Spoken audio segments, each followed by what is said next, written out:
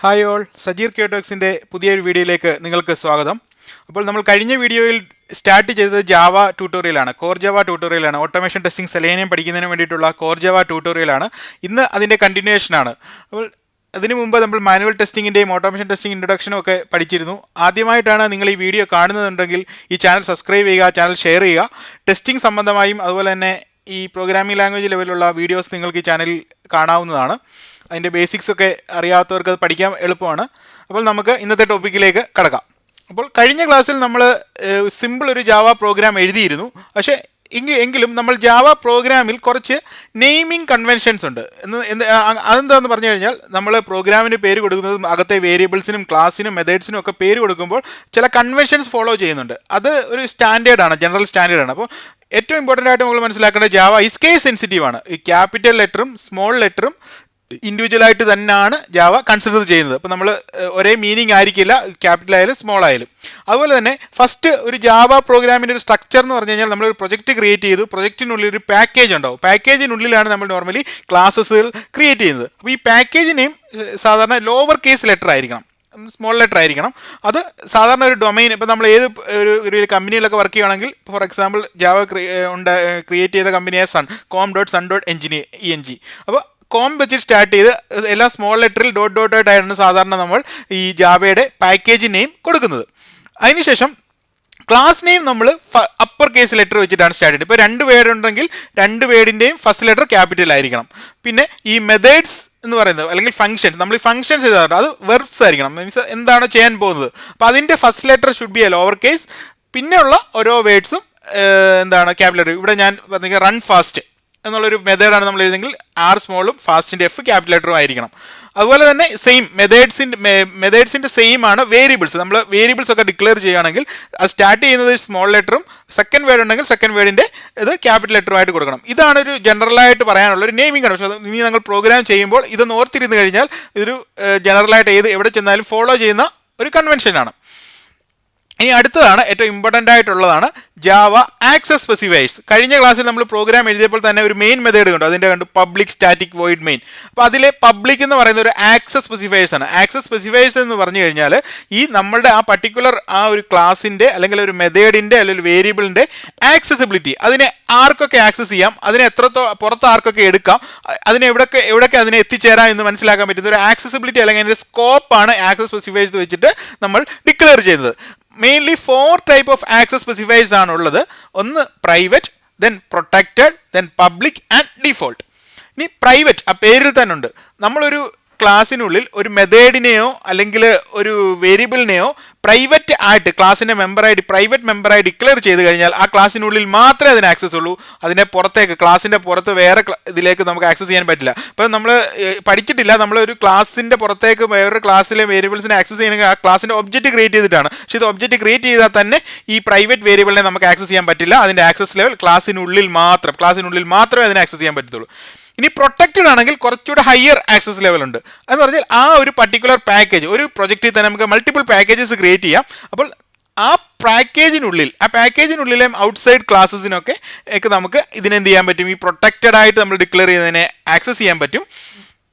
Outside package വേണമെന്നുണ്ടെങ്കിൽ നമ്മൾ നിലവിലുള്ള ക്ലാസ്സിൻ്റെ ചൈൽഡ് ക്ലാസ് ക്രിയേറ്റ് ചെയ്യേണ്ടി വരും. ആ ചൈൽഡ് ക്ലാസ്സിൻ്റെ ഒബ്ജക്റ്റ് വഴിയിട്ട് നമുക്കിതിനെ ഔട്ട്സൈഡ് എടുക്കാൻ പറ്റും. അപ്പോൾ ഔട്ട്സൈഡ് പാക്കേജ് പ്രൊട്ടക്റ്റഡിന് പറ്റും, പക്ഷേ അത് നമ്മുടെ ക്ലാസ്സിൻ്റെ ചൈൽഡ് ക്ലാസ്, അതൊരു ഊപ്സ് കൺസെപ്റ്റാണ്, അതൊക്കെ നമ്മൾ വഴിയെ പഠിക്കും. പിന്നെ പബ്ലിക് പേരിൽ തന്നെ ഉണ്ട്, അത് പബ്ലിക്കാണ്, ഗ്ലോബലാണ് ആക്സസ് ലെവൽ. എവിടെ നിന്ന് വേണമെങ്കിലും ഇതിനെ നമുക്ക് ആക്സസ് ചെയ്യാം. ആ ക്ലാസ്സിൻ്റെ ഒബ്ജക്റ്റ് ക്രിയേറ്റ് ചെയ്താൽ എവിടെ നിന്ന് വേണമെങ്കിലും നമുക്ക് ഇതിനെ എന്ത് ചെയ്യാം, ആക്സസ് ചെയ്യാൻ പറ്റും. ഇനി ഡിഫോൾട്ട്, നമ്മൾ ഈ 3 പ്രൈവറ്റ്, പ്രൊട്ടക്റ്റഡ്, പബ്ലിക്, ഇത് 3 പഠിച്ചു. ഈ 3 ഇതിലും നമ്മൾ ഒന്നും കൊടുക്കാതെ വെക്കുവാണെങ്കിൽ അതിനെയാണ് ഡിഫോൾട്ട് ആക്സസ് ലെവൽ എന്ന് പറയുന്നത്. നമ്മളിത് മീൻ ചെയ്യുന്നത് എന്താണെന്ന് പറഞ്ഞു കഴിഞ്ഞാൽ, നമ്മൾ ഒരു വാല്യൂ കൊടുത്തിട്ടില്ല എന്നുണ്ടെങ്കിൽ അതിൻ്റെ പാക്കേജിനുള്ളിൽ ഇതിനെ എവിടെ വേണമെങ്കിലും ആക്സസ് ചെയ്യാം. മീൻസ് അത് ഡിഫോൾട്ട് ആക്സസ് ആണ്.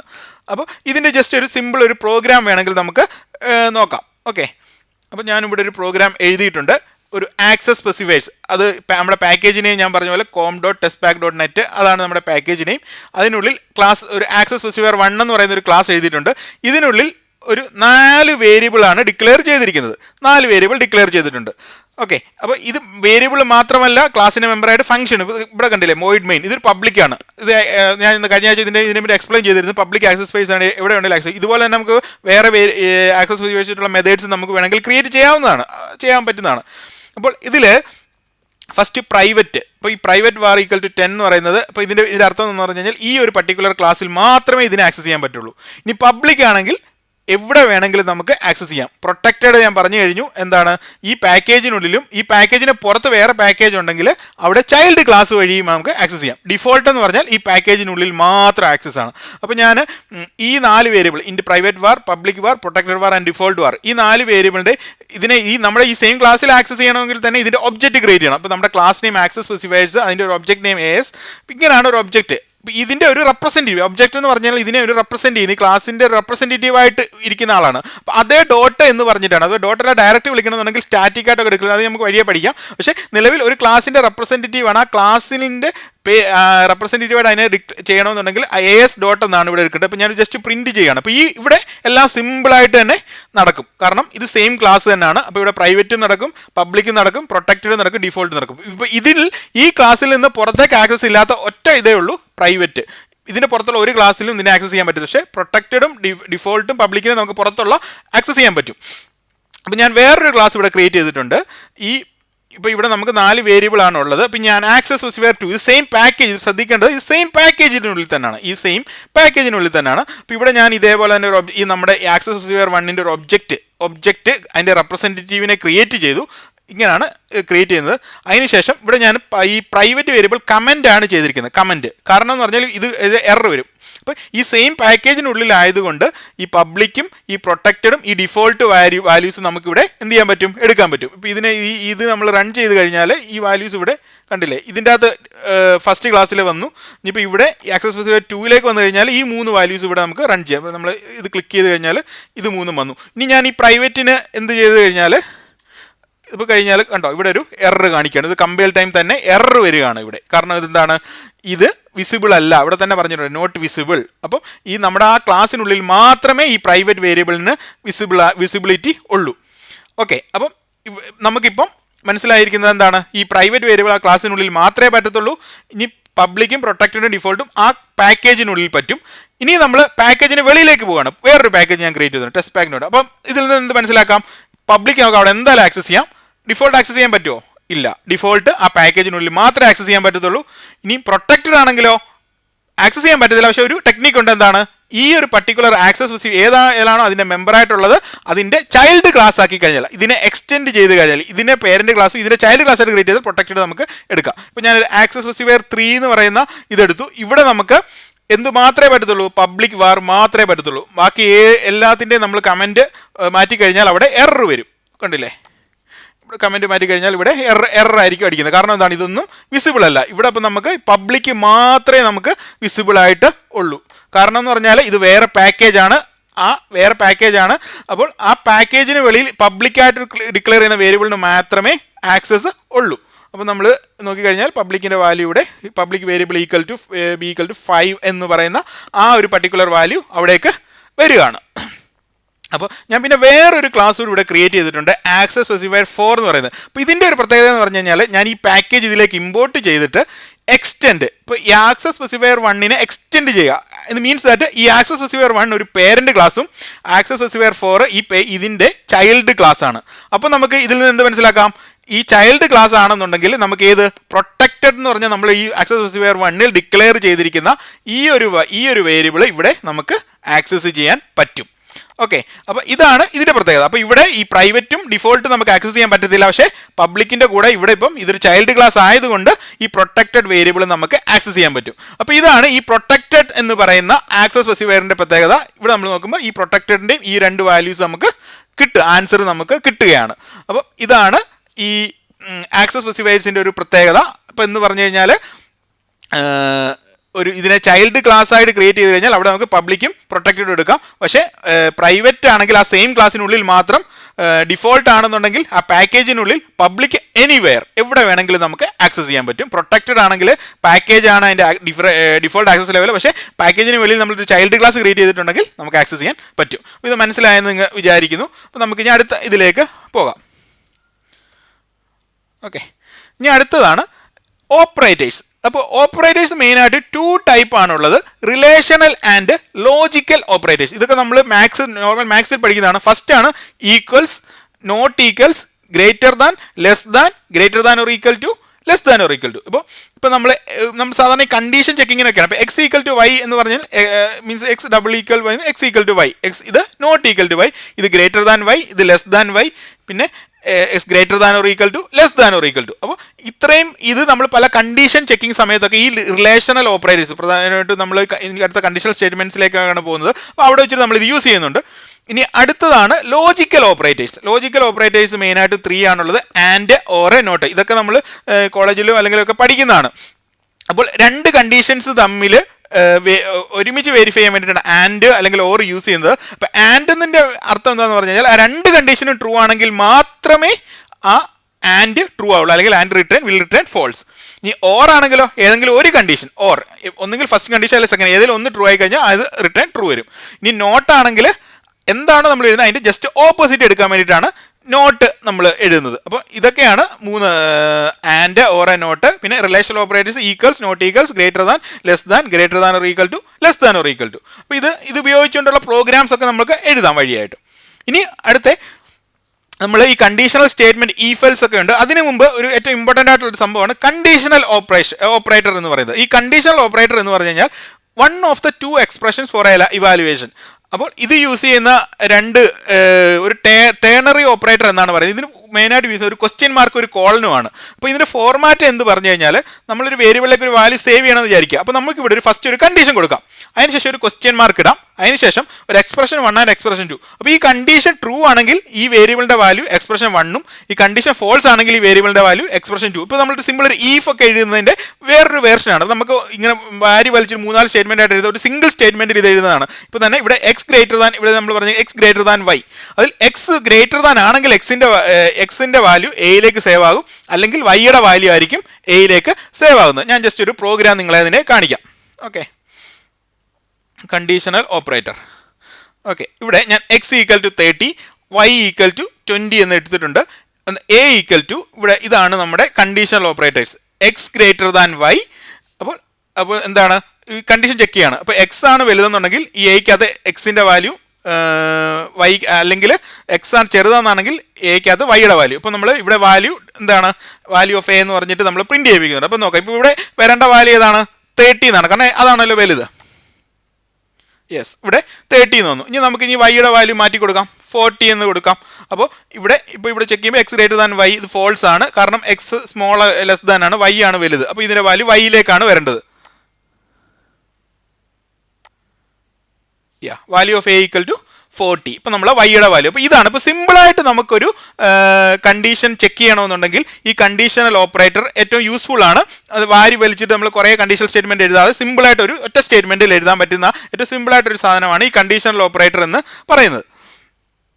ഓക്കെ, ഇനിയിപ്പോൾ നമുക്ക് പോകാനുള്ളത് കണ്ടീഷണൽ സ്റ്റേറ്റ്മെന്റ്. ഈ കണ്ടീഷണൽ സ്റ്റേറ്റ്മെന്റ് നമ്മൾ മിക്ക പ്രോഗ്രാമിംഗ് ലാംഗ്വേജിലും പഠിക്കുന്നതാണ്.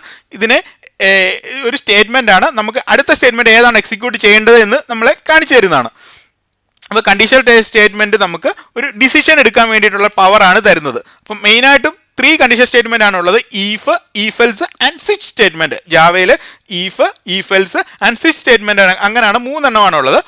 അപ്പോൾ അതിൽ ഈഫ് സ്റ്റേറ്റ്മെന്റ് എന്ന് പറഞ്ഞു കഴിഞ്ഞാൽ സിമ്പിളായിട്ട് ഒരു ഈഫ് ബ്ലോക്ക്, ഒരു വാല്യൂ, ഒരു കണ്ടീഷൻ ചെക്ക് ചെയ്യുന്നു, അതിനുശേഷം ആ സെറ്റ് ഓഫ് സ്റ്റേറ്റ്മെന്റ് എന്ത് ചെയ്യും, എക്സിക്യൂട്ട് ചെയ്യും. അതാണ് ഒരു സിമ്പിൾ ഈഫ് എന്ന് പറയുന്നത്. അപ്പോൾ അത്രയും മാത്രം, ജസ്റ്റ് ഒരു കണ്ടീഷൻ ചെക്ക് ചെയ്യും, ആ കണ്ടീഷൻ ട്രൂ ആണെങ്കിൽ അതിനുള്ളിലെ സ്റ്റേറ്റ്മെന്റ് എക്സിക്യൂട്ട് ചെയ്യും. സിമ്പിൾ, അത്രേ ഉള്ളൂ. ഇനി ഈഫ് എൽസ് ആണെന്നുണ്ടെങ്കിലോ, ഒരു കണ്ടീഷൻ ചെക്ക് ചെയ്തിട്ട് ഒരു കണ്ടീഷൻ ട്രൂ ആണെങ്കിൽ ആ സെറ്റ് ഓഫ് സ്റ്റേറ്റ്മെന്റ്, ഇനി കണ്ടീഷൻ ഫോൾസ് ആണെങ്കിലും നമുക്ക് എൽസ് ബ്ലോക്ക് വിൽ എക്സിക്യൂട്ട്. അപ്പം ഈ കണ്ടീഷൻ ഈഫ് കണ്ടീഷൻ ട്രൂ ആണെങ്കിൽ ഈഫിന്റെ ഉള്ളിലുള്ള സ്റ്റേറ്റ്മെന്റും ഇനി കണ്ടീഷൻ ഫോൾസ് ആണെങ്കിൽ ഇഫ് എൽസ് എന്ന് പറയുന്ന വേറെ സെറ്റ് ഓഫ് സ്റ്റേറ്റ്മെന്റ് ഉണ്ട്, അതും എക്സിക്യൂട്ട് ചെയ്യും. ഇനി നമുക്ക് ഇതേപോലെ തന്നെ ഈ എൽസ് ഇഫ് ലാഡർ മീൻസ് കുറേ എൽസ് ഇഫ് ഒരുമിച്ച് കൊടുക്കാം, അല്ലെങ്കിൽ നെസ്റ്റഡ് ഈഫ് ഒരു ഈഫിനുള്ളിൽ വേറെ ഈഫ് ഒക്കെ ഡിസ്കസ് അതും വേണമെങ്കിൽ നമുക്ക് എന്ത് ചെയ്യാൻ പറ്റും, ജാവയിൽ യൂസ് ചെയ്യാം. അപ്പോൾ ഇതിന്റെ ജസ്റ്റ് സിമ്പിൾ പ്രോഗ്രാംസ് നമുക്ക് നോക്കാം, അപ്പോൾ നിങ്ങൾക്ക് കൂടുതൽ മനസ്സിലാവും. അപ്പോൾ നമുക്ക് സിമ്പിളായിട്ടുള്ള ഫസ്റ്റ് ഒരു ഈഫ് കണ്ടീഷൻ ഞാൻ പറഞ്ഞ പോലെ തന്നെ just A equal to 10 B equal to 15. അപ്പോൾ ഇഫ് എ ഈക്വൽസ് ബി ആണെന്നുണ്ടെങ്കിൽ ഈ നമ്പർ എന്താണ്, ഇത് നമ്മുടെ റിലേഷണൽ ഓപ്പറേറ്റർ ആണ്, വാല്യൂസ് ആർ ഈക്വൽ. പക്ഷേ ഇവിടെ ഈക്വൽ ആയിരിക്കുമോ, ഇല്ല. അപ്പോൾ ഇവിടെ എന്ത് എക്സിക്യൂട്ട് ചെയ്യുമോ, ഇവിടെ ഒന്നും എക്സിക്യൂട്ട് ചെയ്യാനില്ല. ഇത് 10 ആക്കി കൊടുത്തു കഴിഞ്ഞാൽ മാത്രമേ ഇത് എക്സിക്യൂട്ട് ചെയ്യുക. അപ്പോൾ ഇതാണ് ഒരു സിമ്പിൾ ഈഫിൻ്റെ ഒരു പ്രത്യേകത. ഈ വാല്യൂസ് എന്താണ് ഉണ്ടെങ്കിൽ മാത്രം, മീൻസ് ഈ സെറ്റ് ഓഫ് കണ്ടീഷൻ ട്രൂ ആണെങ്കിൽ മാത്രമേ സ്റ്റേറ്റ്മെന്റ് എക്സിക്യൂട്ട് ചെയ്യത്തുള്ളൂ. അപ്പോൾ ഇനിയിപ്പം ഇഫ് എൽസ് ആണെങ്കിൽ ഓക്കെ നോക്കുക, ഇവിടെ ഞാൻ A equal to 10 B equal to 15.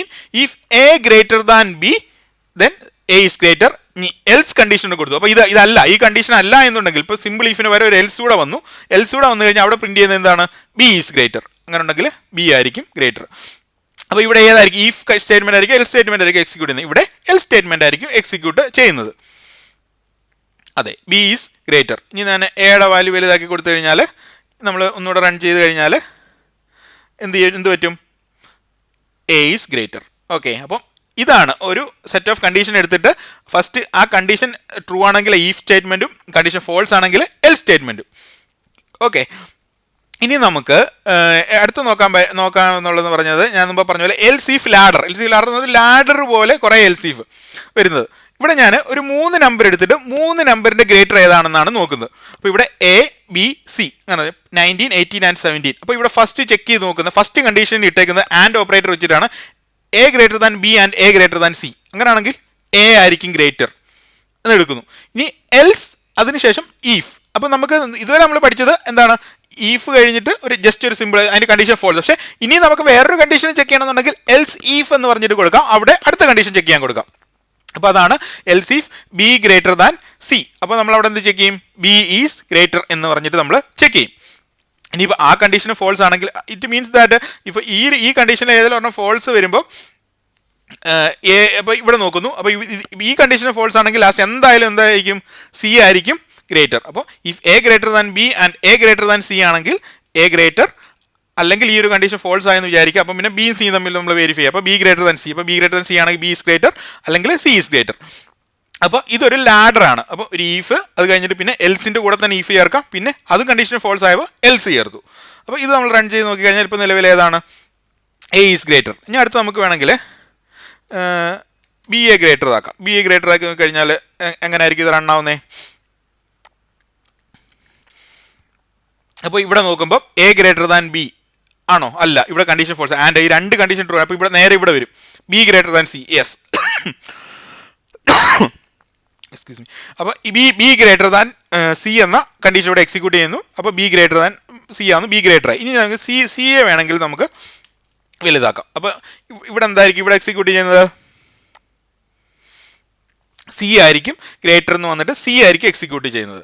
അപ്പോൾ ഇവിടെ നമ്മൾ ഫസ്റ്റ് ചെക്ക് ചെയ്ത് നോക്കുകയാണ്, A greater than B and A greater than C. അപ്പോൾ ഇവിടെ നോക്കുമ്പോൾ ഈ കണ്ടീഷൻ ഫോൾസ് ആയി. അപ്പോൾ ഇത് എൽസിലേക്ക് വരികയാണ്, കാരണം സി ആണ് ഇവിടെ വലുത്. അപ്പോൾ നോക്കുമ്പോൾ ബി ഗ്രേറ്റർ ദാൻ സി എന്ന് ചെക്ക് ചെയ്ത് നോക്കുന്നു. അപ്പോൾ ഇവിടെ നോക്കുമ്പോൾ സി ആണ് ഈ കണ്ടീഷനും ഫോൾസ് ആയി. അപ്പോൾ നേരെ എൽസിലേക്ക് വന്നിട്ട് സി ഈസ് ഗ്രേറ്റർ എന്ന് വന്നിട്ട് അവിടെ പ്രിന്റ് ചെയ്യും. അപ്പോൾ ഇതാണ് ഒരു എൽസീഫ് ലാഡർ എന്ന് പറയുന്നത്.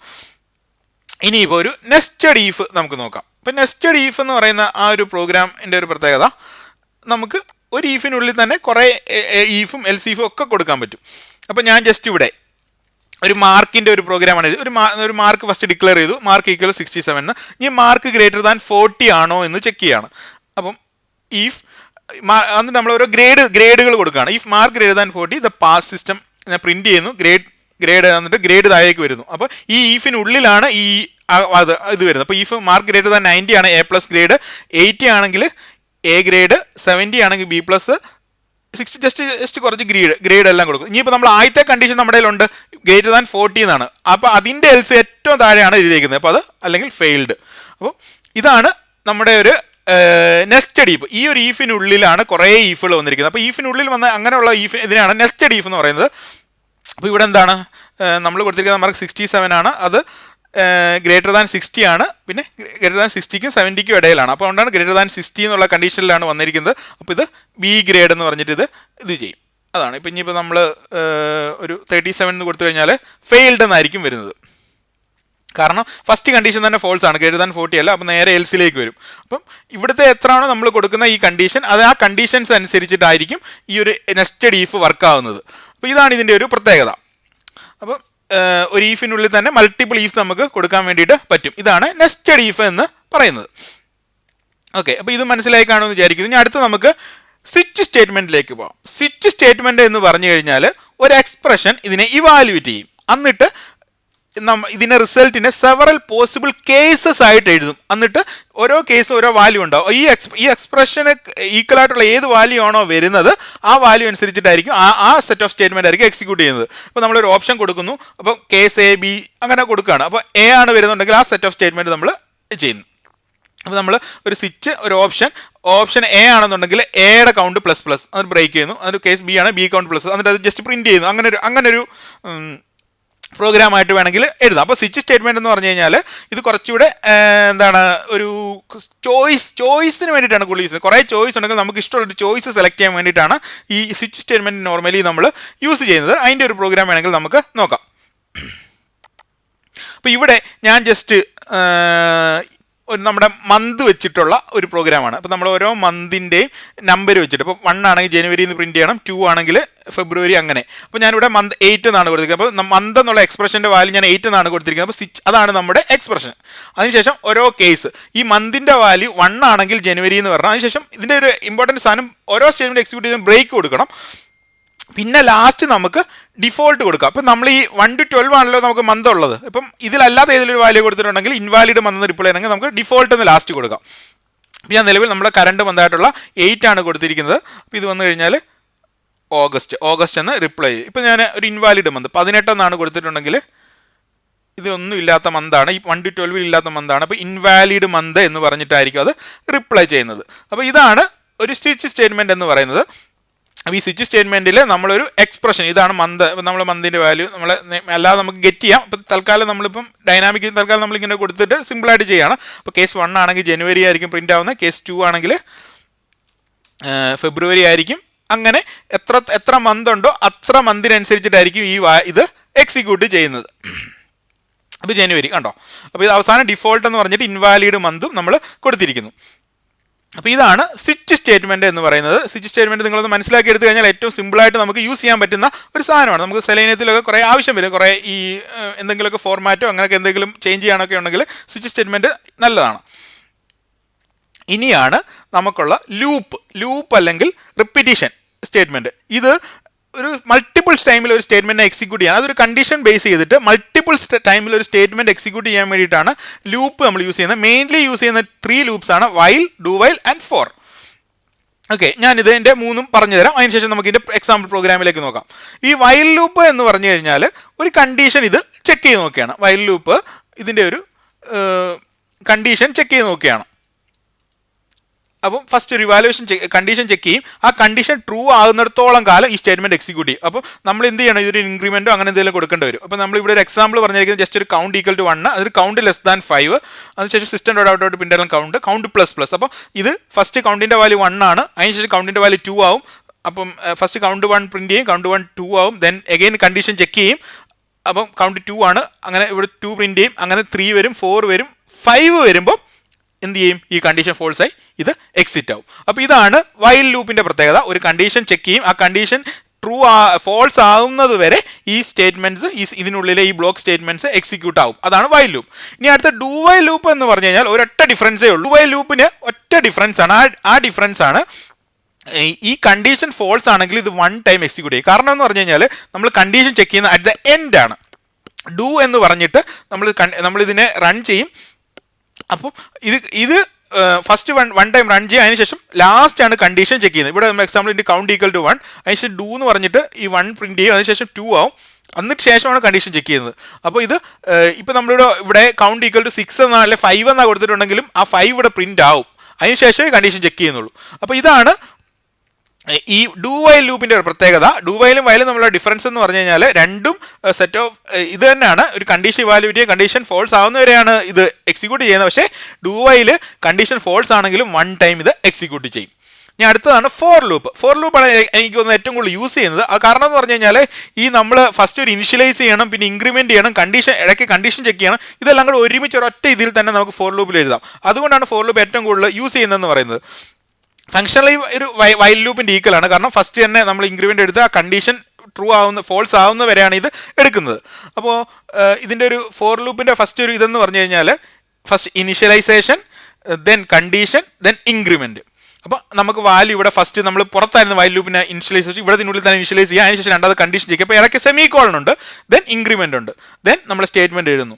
അപ്പോൾ ഈ ലൂപ്പ് തുടങ്ങുന്നതിന് നമ്മൾ ഇനിഷ്യലൈസ് ചെയ്യും, പിന്നെ ഈ കണ്ടീഷനാണ്, ഈ കണ്ടീഷൻ ഇങ്ങനെ ചെക്ക് ചെയ്യും, ദെൻ ഇൻക്രിമെന്റ്. അപ്പോൾ ഇതിൻ്റെ ഒരു പ്രത്യേകത എന്താണെന്ന് പറഞ്ഞു കഴിഞ്ഞാൽ ഈ ഒരു സ്റ്റേറ്റ്മെന്റ് ഇങ്ങനെ എന്ത് ചെയ്തു തരും, ഓരോ പ്രാവശ്യവും ഇങ്ങനെ വന്നിട്ട് ഫസ്റ്റ് ഇത് ഇനിഷ്യലൈസ് ചെയ്ത് ഒറ്റ ടൈമേ ഉള്ളൂ, ദെൻ കണ്ടീഷൻ ചെക്ക് ചെയ്തിട്ട് നേരെ സ്റ്റേറ്റ്മെന്റ് എക്സിക്യൂട്ട് ചെയ്തിട്ട് ഇൻക്രിമെന്റ് ആയിട്ട് അങ്ങനെ. ഇപ്പോൾ ഈ കണ്ടീഷൻ ഫോൾസ് ആവുന്നത് വരെ ഈ പോർഷൻ ഇത് നടക്കും. അപ്പോൾ ഈ ഇൻക്രിമെന്റ് പോർഷൻ എന്ന് പറഞ്ഞു കഴിഞ്ഞാൽ ഓരോ ഐട്രേഷന്റെ എൻഡിലായിരിക്കും ഇത് എക്സിക്യൂട്ട് ചെയ്യുന്നത്. ഓക്കെ, ഇതിന്റെ ഏറ്റവും എൻഡിലായിരിക്കും എക്സിക്യൂട്ട് ചെയ്യുന്നത്. അപ്പോൾ നമുക്ക് ഇതിന്റെ പ്രോഗ്രാം കൂടി നോക്കാം.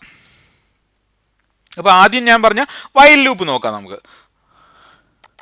ഞാൻ വൈൽ ലൂപ്പിന് വേണ്ടി എടുത്തിരിക്കുന്നത് ജസ്റ്റ് ഒരു നമ്പേഴ്സ് 1 to 10 ഉള്ള നമ്പേഴ്സ് പ്രിന്റ് ചെയ്യുക എന്നുള്ളതാണ് വൈൽ ലൂപ്പിന് വേണ്ടി എടുത്തിരിക്കുന്നത്. അപ്പോൾ ഇതിൻ്റെ ഐ ഈക്വൽ ടു ജസ്റ്റ് ഞാൻ ഫസ്റ്റ് ഇനിഷ്യലൈസ് ചെയ്തു, I equal to 1, then just numbers 1 to 10 print ചെയ്യണം എന്നുള്ളതാണ്. അതിനുശേഷം while I greater than or equal to 10. അപ്പോൾ കണ്ടീഷൻ എന്താണ്, ഐയുടെ value greater than or equal to 10 ആണ്. അപ്പോൾ ഐയുടെ വാല്യൂ 11 ആയി കഴിഞ്ഞാൽ ഇത് ഫോൾസ് ആവണം. അപ്പോൾ ഇത് system dot out dot print അല്ല ഐയുടെ വാല്യൂ പ്രിന്റ് ചെയ്യുക, അതിനുശേഷം ഐ ഇൻക്രിമെന്റ് ചെയ്യുക. അപ്പോൾ ഇതാണ് ഈ ഒരു പർട്ടിക്കുലർ ഇതിൽ കൊടുക്കുന്നത്. ഇത് റൺ ചെയ്യുമ്പോൾ നോക്കിക്കഴിഞ്ഞാൽ നമ്മളിവിടെ നോക്കിക്കഴിഞ്ഞാൽ നമ്പേഴ്സ് 1 2 3 4 5 6 7 9 10. അപ്പോൾ ഇത്രയും വാല്യൂസ് നമുക്ക് എന്ത് ചെയ്യാൻ പറ്റി, കാണാൻ പറ്റി. അപ്പോൾ ഇതാണ് ഈ വൈൽ ലൂപ്പിന്റെ പ്രത്യേകത. അപ്പോൾ ഫസ്റ്റ് ഇനിഷ്യലൈസ് ചെയ്തു, പിന്നെ കണ്ടീഷൻ ചെക്ക് ചെയ്യും. അപ്പോൾ ഫസ്റ്റ് ടൈം ഐയുടെ വാല്യൂ 1 ആണ്, അപ്പോൾ 1 എന്ന് പ്രിന്റ് ആയി. പിന്നെ ഐയുടെ വാല്യൂ ഐ പ്ലസ് പ്ലസ് എന്നിട്ട് കഴിഞ്ഞാൽ ഐയുടെ വാല്യൂ ഒന്നുകൂടെ കൂടെ ഐ 2 ആയി. അപ്പോൾ ഇവിടെ നിന്ന് കണ്ടീഷൻ ചെക്ക് ചെയ്തു, കണ്ടീഷൻ ട്രൂ ആണ്. അങ്ങനെ അവസാനം 2 3 4 5 6 7 8 9 10 വരെ വന്നു. അതിനുശേഷം ഐയുടെ വാല്യൂ 11 ആയി. 11 ആയപ്പോൾ ഈ കണ്ടീഷൻ ഫോൾസ് ആയി, അവിടെ വെച്ചിട്ട് സ്റ്റോപ്പ് ആവും. അപ്പോൾ ഇതാണ് ഈ ഒരു വൈൽ ലൂപ്പ്. ഇനി ഡു വൈൽ ലൂപ്പ് ആണെങ്കിൽ ഈ സെയിം പ്രോഗ്രാം തന്നെയാണ് ഞാൻ എഴുതിയിരിക്കുന്നത്. അപ്പോൾ ഡു നമ്മൾ ഫസ്റ്റ് ഐ ഇനിഷ്യലൈസ് ചെയ്തു, do I plus plus while I less than or equal to 10. അപ്പോൾ ഇതിൻ്റെ പ്രത്യേകത ഇതും ഇതേപോലെ തന്നെ എന്ത് ചെയ്യും, എക്സിക്യൂട്ട് ചെയ്യും. അപ്പോൾ ഇതിൻ്റെ ഒരു ഡിഫറൻസ് വേണമെങ്കിൽ ഞാൻ കാണിച്ചു തരാം, വൈലും ഡു വൈലും തമ്മിലുള്ള. ഇപ്പം ഞാൻ നോക്കട്ടെ, ഇവിടെ ഐയുടെ വാല്യൂ 11 എന്ന് കൊടുക്കണം. അപ്പം വൈൽ ലൂപ്പിലാണെങ്കിൽ ഈ സ്റ്റേറ്റ്മെൻറ്റ് ഇവിടെ ഒന്നും എക്സിക്യൂട്ട് ചെയ്യത്തില്ല, പക്ഷേ ഡു വൈലാണെങ്കിൽ 11 എക്സിക്യൂട്ട് ആവും. അപ്പം 11 എന്ന് പറഞ്ഞ നമ്പർ പ്രിൻ്റ് ആവും. അപ്പോൾ 11 വരും, ജസ്റ്റ് കൗണ്ട് ഇപ്പോൾ ഐയുടെ വാല്യൂ 12 ആവും. 12 ആയിട്ട് ഇവിടെ ചെക്ക് ചെയ്യുമ്പോൾ 12 പറ്റത്തില്ല, അവിടെ വെച്ചാണ് ബ്രേക്ക് ആവുന്നത്. അപ്പോൾ ഇത് സ്റ്റേറ്റ്മെൻറ്റ് ഫോൾസ് ആണെങ്കിലും ഇത് ഒരു പ്രാവശ്യം എക്സിക്യൂട്ട് ചെയ്യും. അതാണ് ഡു വൈലിൻ്റെ പ്രത്യേകത. അപ്പോൾ ഇതേ സ്റ്റേറ്റ്മെൻറ്റ് നമ്മൾ വൈലിൽ ഇട്ട് കഴിഞ്ഞാൽ ഐ ഈക്വൽ ടു 11 എന്ന് പറഞ്ഞിട്ട് ഇട്ട് കഴിഞ്ഞാൽ